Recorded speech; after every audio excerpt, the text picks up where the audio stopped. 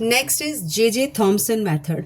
अब तक हमने ये पढ़ा कि कैथोड रेज एक्चुअली इलेक्ट्रॉन्स हैं, लेकिन अभी क्वेश्चन ये था कि साइंटिस्ट को पता चल गया था कि इलेक्ट्रॉन एक नेगेटिवली चार्ज्ड पार्टिकल है, लेकिन अब उन्हें ये पता करना था कि इलेक्ट्रॉन्स पर चार्ज कितना होता है और इलेक्ट्रॉन्स का मास कितना है। अब उस टाइम इलेक्ट्रॉन्स को डायरेक्टली देखना या फिर उसका मास मेजर करना पॉसिबल नहीं था, इसीलिए जे थॉमसन ने एक स्पेशल एक्सपेरिमेंट परफॉर्म किया to determine the E by M, जिसको हम बोलते हैं charge is to mass ratio of the electron.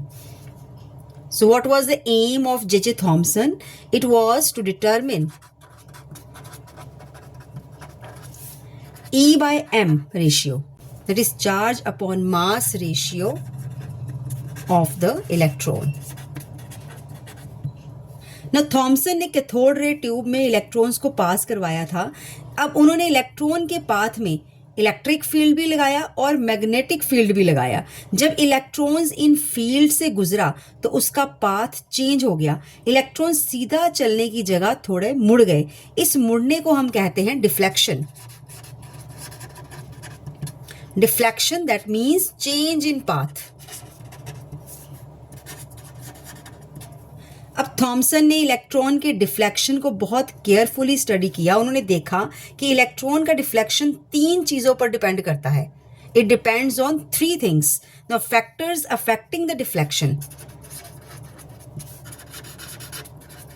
Factors affecting the deflection,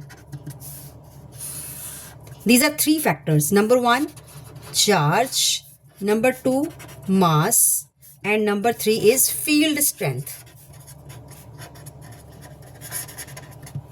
जितना ज़्यादा चार्ज होगा उतना ज़्यादा फोर्स लगेगा, जितना कम मास होगा इलेक्ट्रॉन उतनी आसानी से मुड़ेगा, और फील्ड जितनी स्ट्रॉन्ग होगी डिफ्लेक्शन उतना ज़्यादा होगा। इन ऑब्जर्वेशंस और कैलकुलेशंस की हेल्प से थॉमसन ने इलेक्ट्रॉन का चार्ज या फिर मास ये अलग अलग नहीं निकाला, उन्होंने निकाला चार्ज और मास का रेशियो, यानी E/m that is equal to 1.7588 into 10⁻11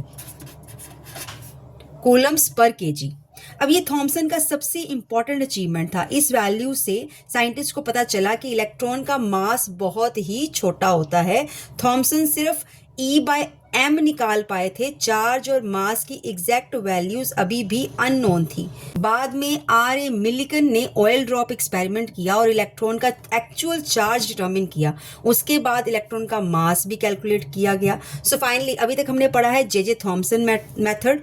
electron was discovered by J Thomson. Electron get deflected by electric and magnetic fields. Thomson ने डिटर्मिन किया E/m का ratio which comes out to 1.7588 into 10⁻11 coulombs per kg. अब next थे scientist R.A. Millikan.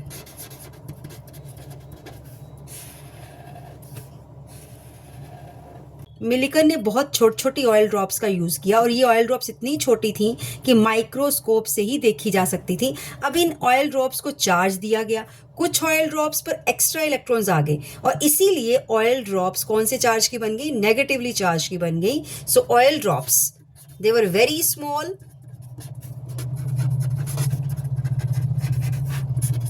they were charged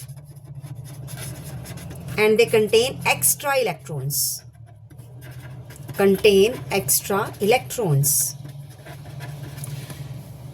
अब इसको explain करते हैं कि जब मिलिकन ने 2 चार्ज्ड प्लेट्स के बीच में इलेक्ट्रिक फील्ड क्रिएट किया, एक प्लेट पॉजिटिव थी, एक प्लेट नेगेटिव थी।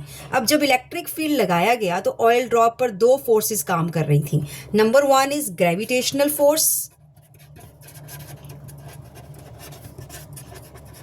Number 2 is electric force. ये 2 तरह की फोर्स जो थी वो ऑयल ड्रॉप पर काम कर रही थी। Number 1 is gravitational force, number 2 is electric force. ये हम सबको पता है कि ग्रेविटेशनल फोर्स जो होती है वो ऑयल ड्रॉप को नीचे खींच रही थी, इलेक्ट्रिक फोर्स ऑयल ड्रॉप को ऊपर खींच रही थी।